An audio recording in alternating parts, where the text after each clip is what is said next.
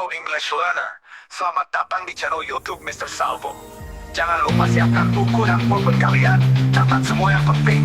Kalau perlu tonton berulang-ulang sampai kalian paham. Semoga membantu dan jangan lupa ikut kursus online-nya. Welcome to Mr. Salvo Class. Welcome to Mr. Salvo Class. Belong to the best solution in learning English. Enjoy!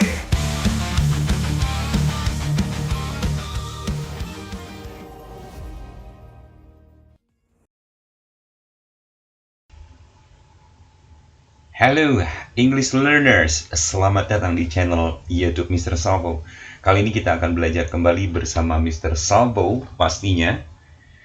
Seperti biasa teman-teman, siapin bukunya, pulpennya juga, supaya kalian bisa catat hal-hal yang penting di dalam penjelasan materi kali ini. Dan untuk kalian yang berminat untuk kursus secara online, kalian boleh langsung klik link yang ada di kolom deskripsi. Kemudian jangan lupa sebelum kita mulai materinya, kalian subscribe dulu, kalian like dan share video ini ke teman-teman kalian ya. Oke, kita mulai materi kali ini. Kita akan membahas tentang verb atau kata kerja.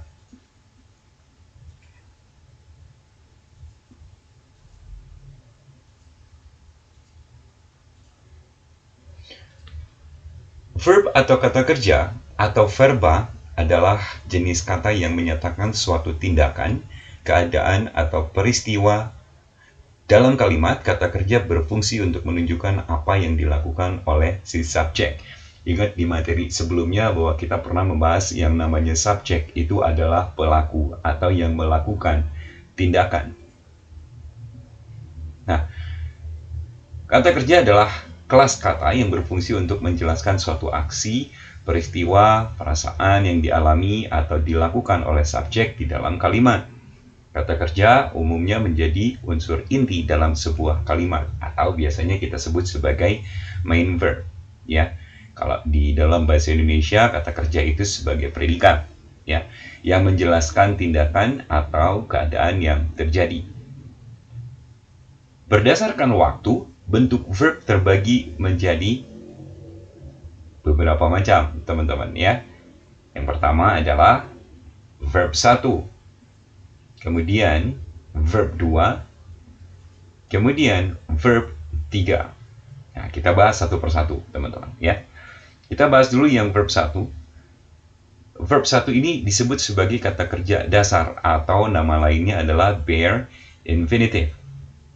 Ya, ini untuk kalimat yang menjelaskan situasi yang terjadi saat ini, gitu ya, dan bisa dalam 4 bentuk, teman-teman. Ada membicarakan rutin atau rutinitas, atau habits, ini berbicara tentang kebiasaan, kemudian juga tentang fakta kebenaran atau fakta sebenarnya, atau juga kita bisa membicarakan tentang schedule atau jadwal, gitu teman-teman ya. Nah, kemudian verb 1 ini juga bisa menggunakan akhiran s, es, ies. Nah, dengan syarat subjeknya harus tunggal atau he, she, it. Jadi di sini teman-teman pahami dulu bahwa kata kerja berakhiran s itu untuk kalimat bentuk present dan subjeknya harus tunggal. Nah, artinya apa? Kalian tidak boleh lagi sembarangan untuk mengucapkan kata kerja berakhiran s ketika subjeknya I, you, we, they. Karena kata kerja berakhiran s itu hanya untuk subjek tunggal atau he, she, it, dan kalimatnya harus bentuk present. Nah, sekarang kita bahas yang verb 2, teman-teman. Verb 2 ini disebut sebagai kata kerja lampau atau kata kerja bentuk ini biasanya digunakan untuk menceritakan kondisi yang terjadi di masa lalu atau di masa lampau. Nah, verb 2 ini terbagi menjadi bentuk regular dan irregular verb. Kalau regular verb ini biasanya yang kata kerja berakhiran ed atau d. Kalau irregular verb ini adalah kata kerja yang berubah bentuk. Artinya dia tidak menggunakan akhiran ed atau d. Nanti kita akan jabarkan lagi di materi kali ini juga, tapi nanti akan ada penjelasan yang lebih detail tentang regular dan irregular verb. Oke, selanjutnya. Ciri khas dari verb 2, dia berdiri sendiri setelah subjek.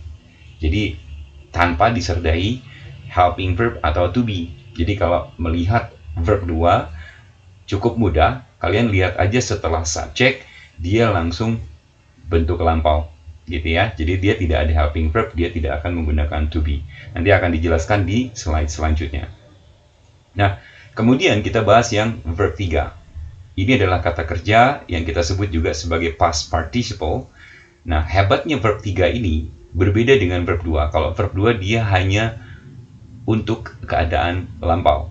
Sedangkan verb 3 ini bisa untuk lampau, bisa untuk present maupun future. Nah, kemudian ciri khas dari verb 3 adalah dia tidak bisa berdiri sendiri. Nah, verb 3 ini harus selalu didampingi oleh have, has, had di dalam kalimat aktif. Nah, bisa juga didampingi oleh bentuk to be, artinya to be akan bertemu dengan verb 3. Ini biasanya bentuk kalimat pasif. Gitu ya. Jadi bisa disimpulkan verb 3 ini hanya untuk kalimat perfect. Kalimat perfect itu yang pakai have, has, had plus verb 3, teman-teman. Biasanya digunakan untuk menyatakan yang telah, sudah, atau belum dilakukan. Gitu ya. Kemudian selain dipakai di kalimat perfect, verb 3 ini juga digunakan di dalam kalimat pasif. Ya, kalimat aktif atau pasif itu simpelnya begini. Yang tadinya menjadi di. Jadi yang tadinya membuka jadi dibuka, membangun menjadi dibangun, ya. Terus apa lagi? Mengunci menjadi dikunci, gitu ya. Atau juga yang menjadi terkunci, itu dia jadi pasif, teman-teman. Dan rumus kalimat pasif itu biasanya menggunakan to be dan verb 3. Oke, kita langsung masuk ke bentuk kalimat ya, supaya kalian lebih jelas lagi. Karena kebanyakan orang kebingungan untuk membedakan verb 2 dan verb 3. Nah, kali ini kita bahas dengan contoh kalimat, teman-teman ya. Verb 2 dan verb 3. Kita bahas dulu yang pertama. Contoh kalimat dari verb 2 adalah I accepted the package yesterday. Saya menerima paketnya kemarin. Nah, kesalahan yang umum terjadi bagi pemula di dalam bahasa Inggris adalah menggunakan bentuk simple past atau verb 2 menggunakan kata telah. Jadi kalian mengartikan kata telah, padahal ini verb 2 atau bentuk simple past. Jadi bisa disimpulkan penggunaan simple past itu tidak akan muncul kata telah. Jadi jangan pernah mengartikan bentuk simple past sebagai saya telah menerima. Ya, kalau simple past I langsung accepted seperti ini, tidak ada kata telah, maka langsung aja saya menerima paketnya kemarin. Oke. Kita buat contoh sekarang di dalam verb 3. Nah, ini salah satu contoh bentuk present perfect. Ya, kalau present perfect ini dia akan pakai have atau has ketemu dengan accepted. Nah, accepted di sini jangan dibilang sebagai verb 2 kalau sudah ada have atau has, teman-teman ya. Dia akan menjadi verb 3. Nah, artinya jadi apa? Jadi saya telah menerima paketnya kemarin. Nah, di sini baru muncul kata telah. Nah, persoalannya yang namanya present perfect itu tidak akan ada keterangan waktu lampau, teman-teman. Kenapa? Karena yang namanya present perfect itu menjelaskan hal yang telah dilakukan, ya, tapi baru-baru terjadinya. Jadi memang waktunya dibikin bias, teman-teman. Present perfect ini tidak akan ada keterangan waktu lampau atau waktu yang spesifik, teman-teman. Karena apa? Orang yang menggunakan kalimat present perfect itu dia mau menyampaikan bahwa dia telah melakukan sesuatu tapi baru-baru. Nah, sekarang kita buat dalam bentuk past perfect. Nah, ini di sini baru ya. Bagaimana cara menyampaikan kata telah di dalam bentuk past perfect? Gitu ya. Jadi, ini artinya I had accepted the package yesterday. Ini adalah saya telah menerima paketnya kemarin. Nah, saatnya kalian menggunakan had ini adalah ketika ada keterangan waktu lampau. Nah, di sini jelas ada keterangan waktu lampau, teman-teman ya. Ini ada typo, seharusnya ada telah di sini tulisannya. Jadi, harusnya saya telah menerima paketnya kemarin. Oke, sekarang contoh kalimat yang lain. Kita bahas yang verb 2 dulu, bentuk simple past adalah, perhatikan, they watched Spider-Man movie 2 days ago. Nah, kalian perhatikan di sini. Verb 2 itu berdiri sendiri ya, jadi setelah subjek langsung watched. Nah, kalau bentuknya seperti ini, maka ini kita sebut sebagai verb 2. Ya, karena setelah subjek langsung bentuk lampau. Dan hati-hati, ini jangan diartikan mereka telah menonton, ya. Tidak ada kata telahnya kalau kita menggunakan bentuk simple past atau verb 2. Oke. Jadi mereka nonton Spider-Man 2 hari yang lalu. Nah, kita rubah lagi ke dalam bentuk present perfect. Kalau present perfect, dia tidak akan ada keterangan waktu lampaunya, teman-teman. Perhatikan ya. They have watched Spider-Man movie.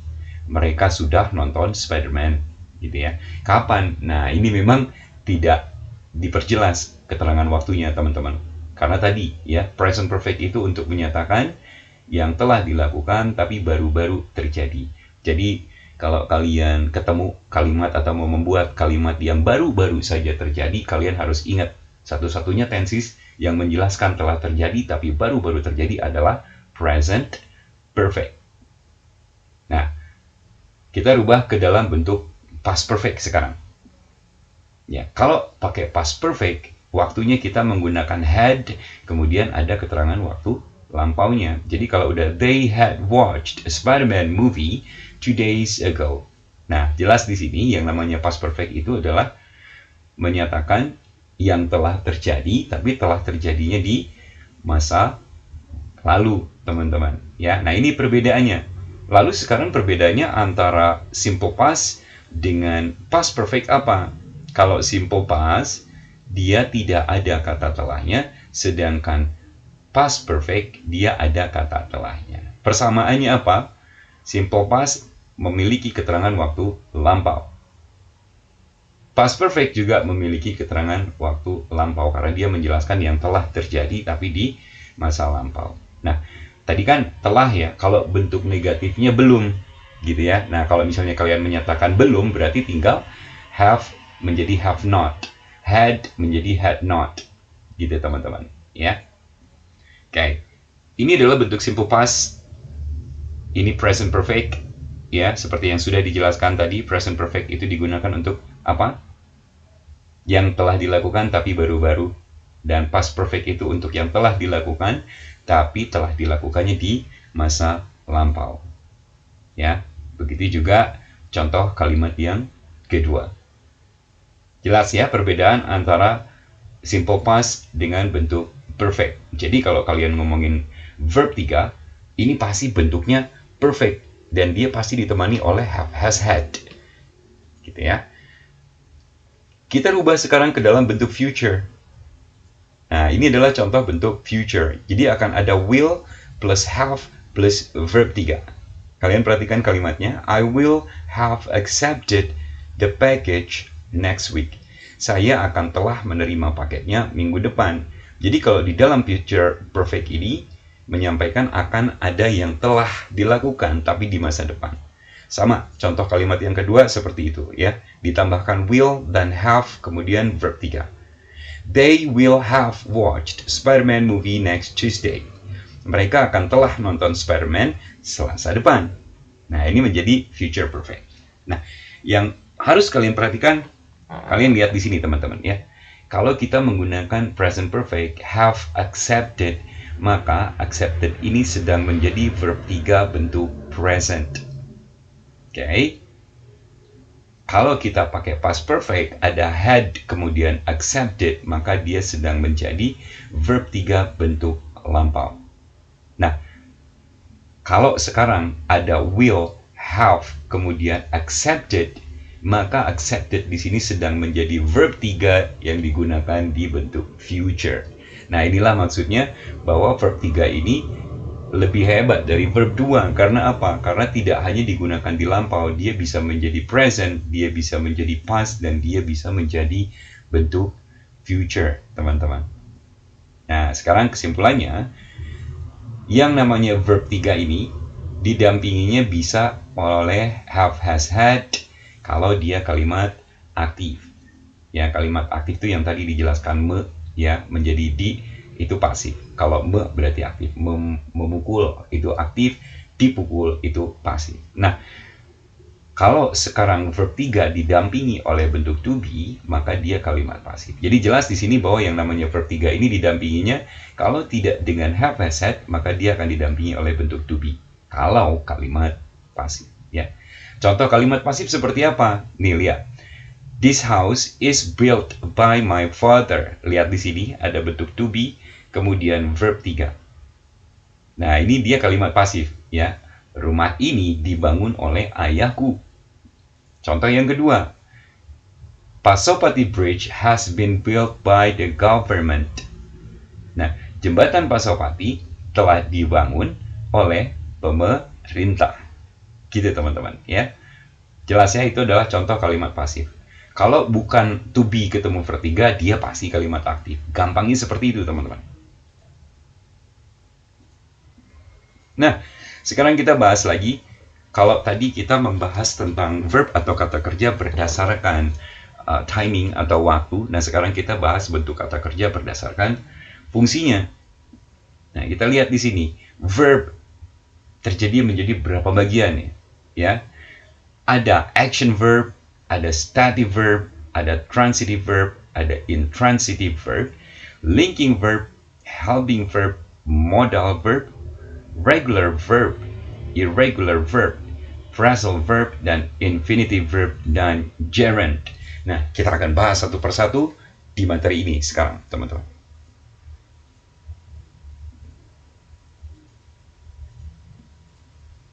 Oke, kita bahas dulu yang namanya action verb.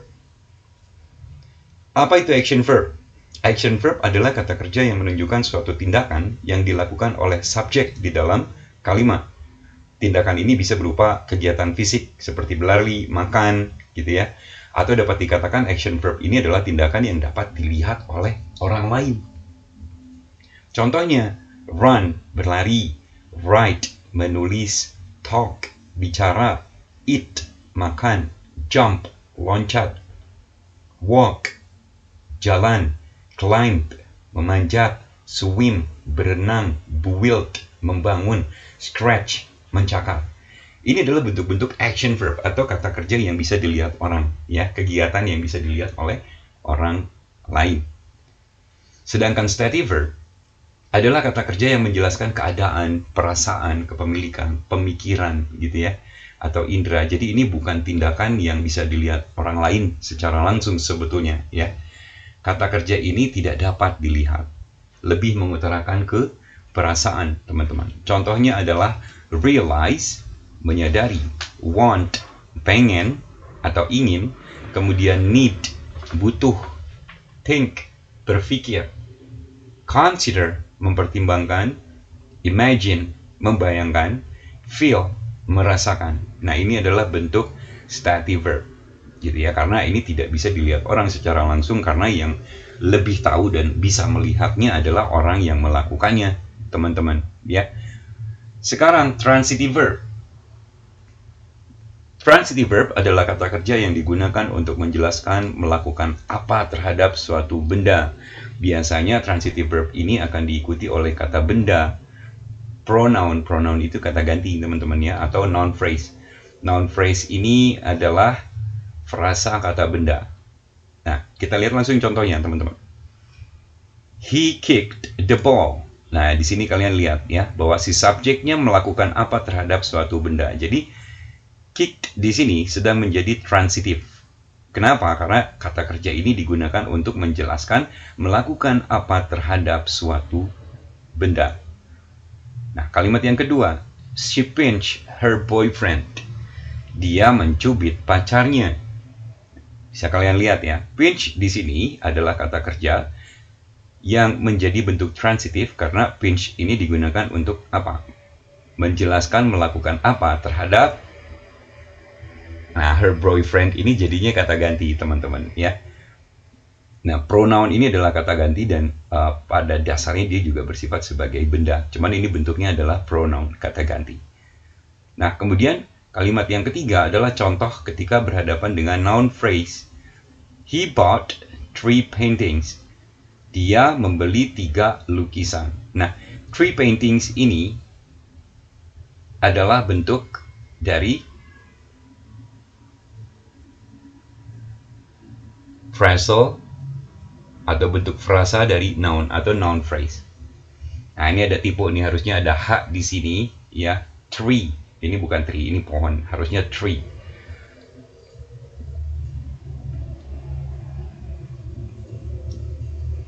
Oke, kemudian ada bentuk intransitive verb. Apa itu intransitive verb? Kebalikan dari transitif. Kalau transitif tadi kan diikutinya oleh kata benda ya, atau pronoun atau noun phrase. Secara garis besar diikuti oleh benda gitu ya. Nah, kalau intransitif dia tidak diikuti oleh kata benda, tidak diikuti oleh pronoun, tidak diikuti oleh noun phrase. Jadi bentuk kalimat intransitif ini adalah menggunakan kata kerja untuk menerangkan sesuatu, kondisi maupun keadaan. Jadi kata kerja intransitif ini diikutinya oleh kata sifat atau kata kerja. Jadi bisa dibilang ini menggunakan kata kerja untuk menerangkan atau menjelaskan situasi ya. Contohnya seperti ini. He lives in a quiet neighborhood. Dia tinggal di lingkungan yang sunyi. Kalian lihat nih, setelah kata kerja dia langsung bentuk adjektif ya. Nah, ini kata kerja bentuk intransitif karena kata kerja ini digunakan untuk menerangkan sesuatu. Kemudian he slept all day. Dia tidur seharian. Nah, ini tidak diikuti kata benda, teman-teman. Dia diikutinya oleh kata keterangan ya, all day. He slept all day. Kemudian his idea sounds good. Idenya terdengar bagus. Nah, ini sounds ini kata kerjanya, good-nya adalah adjective, teman-teman. Oke ya, ini ada kesalahan pengetikan, jadi harusnya kata sifat atau kata keterangan, bukan kata kerja ya. Ini kata keterangan. Sekarang kita bahas tentang linking verb. Linking verb ini artinya kita menggunakan kata kerja di dalam kalimat berfungsi untuk menghubungkan subjek dengan keterangan yang berfokus pada dua titik, yaitu menjelaskan identitas si subjek dan atau mendeskripsikan si subjek. Contohnya, Jody is a great dancer. Ini adalah bentuk untuk menjelaskan identitas. Nah, biasanya kalau menjelaskan identitas itu kita menggunakan bentuk nominal, teman-teman. Ya, kenapa? Karena di bentuk nominal to be ini dia bersikap atau bertindak sebagai kata kerjanya atau seolah-olah menjadi kata kerjanya di dalam kalimat nominal. Nah, is di sini bisa menjadi bentuk to be nominal, bisa menjadi bentuk linking verb karena dia menghubungkan antara subjek Jody dengan identitasnya ya, keterangannya gitu, teman-teman. Jadi is di sini sedang menjadi bentuk linking verb. Kemudian contoh berikutnya adalah he need to be well dressed for the party. Nah, di sini kalian bisa lihat ada bentuk kata kerja need dan ini adalah bentuk menjelaskan atau mendeskripsikan si subjek. Artinya apa? Kita menerangkan si subjeknya ini kenapa, subjeknya ini butuh apa gitu, teman-teman ya. Atau si subjeknya ini kenapa, lagi gimana gitu. Nah, itu yang dimaksud dengan mendeskripsikan si subjek. Nah, seperti di kalimat ini, he need to be well dressed for the party. Dia butuh untuk berpakaian dengan baik untuk pesta. Gitu ya. Jadi, dua titik yang difokuskan yaitu menjelaskan identitas subjek atau mendeskripsikan si subjek. Nah, yang berikutnya adalah helping verb. Di dalam video sebelumnya kita sudah membahas tentang helping verb. Kita akan ulas secara sekilas aja, teman-teman ya. Kata kerja yang digunakan bersama dengan kata kerja utama. Artinya kalau kita menggunakan helping verb maka di depannya akan ada kata kerja utama. Biasanya ini bentuk untuk menekankan atau ada penekanan. Atau juga helping verb bisa digunakan dalam kalimat tanya. Ya. Contoh dari helping verb adalah nih, ada golongan do, ada golongan have, ada golongan modal, dan ada golongan to be. Jadi ada 4 golongan helping verb yang perlu kalian tahu. Untuk lebih jelasnya kalian bisa lihat video sebelumnya ya. Sebelum video yang ini itu membahas tentang helping verb.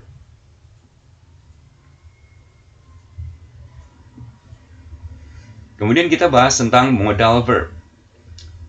Modal verb ini adalah jenis kata kerja bantu yang digunakan untuk mengekspresikan berbagai nuansa makna seperti kemampuan, kemungkinan, izin, kewajiban, dan lain-lain di dalam sebuah kalimat.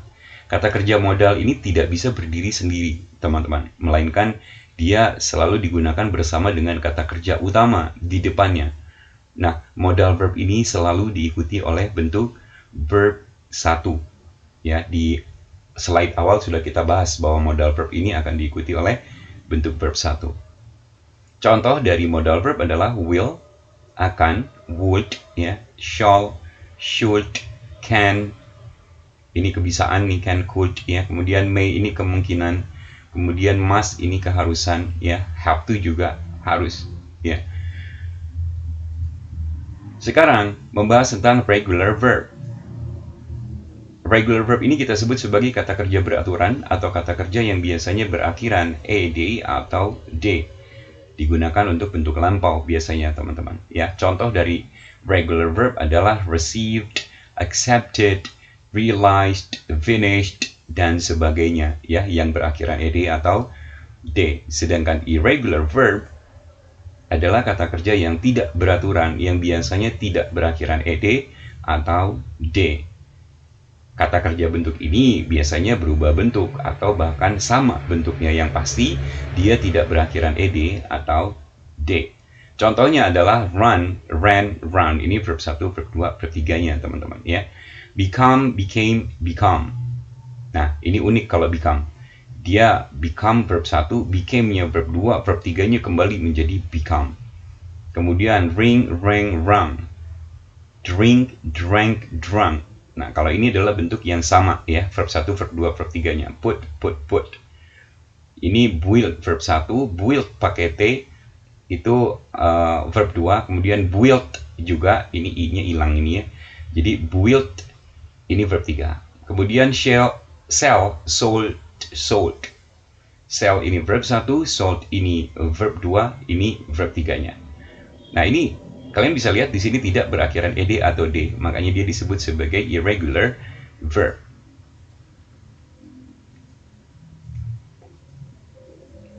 Nah, sekarang kita bahas tentang phrasal verb.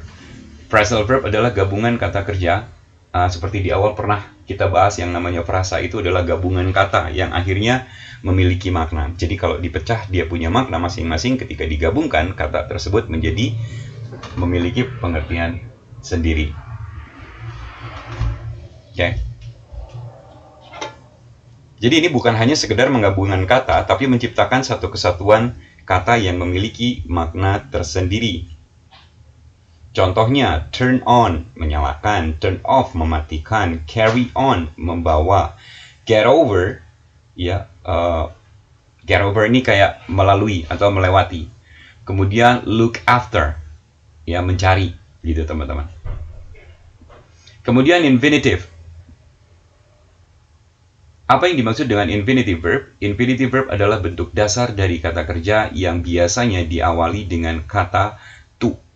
Ya, infinitive ini bisa berfungsi sebagai kata benda, kata sifat, atau kata keterangan di dalam kalimat. Jadi yang pasti yang namanya infinitive verb ini biasanya bentuknya to plus verb 1, dan dia tidak akan pernah menjadi kata kerja utama, teman-teman. Dia menjadi kata benda, kata sifat, atau kata keterangan di dalam sebuah kalimat. Contohnya, I want to learn. Nah, kalian perhatikan di sini. Want sebagai kata kerja utama, to learn ini berada di setelah kata kerja utama. Artinya dia menjadi pelengkap atau menjadi objektif, ya, atau jadi objeknya. Kemudian, she seems to be happy. Seems di sini sedang menjadi kata kerjanya, kemudian to be-nya ini sebagai pelengkap kalimatnya atau objeknya. Oke, ya. Di awal pernah kita bahas bahwa apa yang muncul setelah kata kerja utama sifatnya sebagai pelengkap. Sama, kalimat contoh yang berikutnya adalah I have a book to read.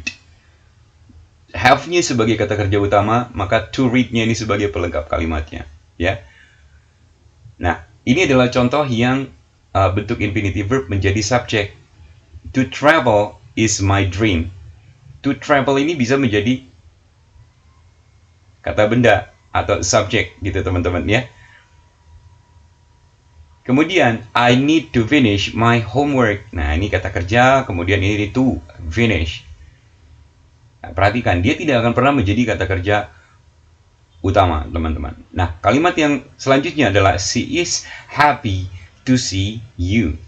Nah, ini ada happy, ini bentuk nominal nih. Is ketemu dengan kata sifat happy, ini kurang H-nya, teman-teman ya. Happy to see you. Nah, ini menjadi pelengkap kalimat. Jelas ya, jadi yang namanya infinitive verb adalah bentuk to plus verb one, dan dia tidak akan menjadi kata kerja utama. Dia kalau tidak menjadi kata benda, menjadi subjek, kata sifat, atau kata keterangan. Nah, terakhir adalah tentang gerund. Gerund ini adalah bentuk kata kerja atau verb yang berfungsi sebagai kata benda atau noun dalam sebuah kalimat, dan biasanya ditandai dengan akhiran ing. Meskipun terlihat seperti kata kerja, gerund berperilaku seperti kata benda, teman-teman. Sehingga dia bisa menjadi subjek, bisa menjadi objek, atau pelengkap dalam kalimat. Nah, prinsipnya sama ya dengan infinitive. Jadi dia tidak akan menjadi kata kerja utama. Dia bisa jadi subjek, bisa jadi objek, atau menjadi pelengkap dalam kalimat. Nah, contohnya, he likes reading. Dia suka membaca. Nah, reading di sini bukan bentuk verb ing kata kerja bentuk continuous, karena tidak ada yang sedang dilakukan. Jadi reading di sini sedang berfungsi sebagai kata benda. Ya, kalimat berikutnya adalah walking every morning is good for our health. Nah, ketika kita bicara seperti ini dengan di depan subjeknya walking, ini berarti tidak ada yang sedang dilakukan. Ini adalah sebuah pernyataan saja bahwa berjalan setiap pagi itu baik untuk kesehatan. Jadi ini tidak ada yang sedang dilakukan ketika kita berbicara. Nah, ini adalah bentuk gerund atau verb ing yang sedang menjadi kata benda. Kemudian ada juga bentuk gerund ini muncul setelah preposisi seperti kalimat yang ini. I will give you this ice cream after finishing my homework. Ini give-nya nggak boleh pakai S ya, karena will ini ketemunya sama give verb 1. Jadi ini salah, ada S-nya. I will give you this ice cream after finishing my homework. Perhatikan di kata finishing ini. Aku akan memberimu es krim ini setelah menyelesaikan PR-nya. Bentuk finishing ini tidak ada yang sedang dilakukan, jadi dia sedang menjadi kata benda, dan umumnya memang setelah preposisi bentuk seperti after, before, to itu bisa diikuti oleh bentuk verb ing, teman-teman, ya. Kemudian berikutnya, I am going to shopping now. Nah, di sini kalian bisa lihat yang mana yang sedang dilakukan atau yang menjadi kata kerja utama. Jelas di sini yang going. Jadi yang sedang dilakukan di dalam kalimat ini adalah pergi menuju tokonya. Ya, sedangkan belanjanya atau shoppingnya bahkan belum dilakukan. Ya, akan dilakukan. Jadi shopping di sini sedang menjadi gerund, sedangkan going di sini sedang menjadi kata kerja utama atau bentuk kata kerja continuous, verb ing yang selalu didampingi oleh bentuk to be. Nah, sebenarnya untuk lebih lengkap sebetulnya gini teman-teman, bentuk transitif sama gerund ini kadang-kadang banyak bikin orang bingung kapan sih menggunakan to plus verb 1, kapan menggunakan to plus verb ing. Nah, untuk materi ini sebetulnya kalian harus memahami bentuk-bentuk kata kerja yang memang biasanya diikuti oleh to plus verb 1 atau infinitive verb, atau juga kalian pahami dulu bentuk-bentuk kata kerja yang diikuti oleh bentuk to plus verb ing, teman-teman ya.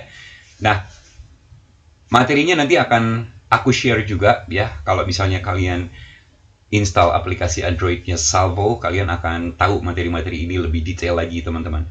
Oke, teman-teman, kalau kalian mau join untuk kelasnya, silahkan kalian langsung aja DM atau komen, teman-teman ya. Materinya cukup untuk kali ini, hanya untuk sampai situ aja. Semoga kalian bisa lebih memahami lagi ya tentang kata kerja. So, thank you for watching, guys. See you around, and thank you so much for supporting my account. Bye-bye. Welcome to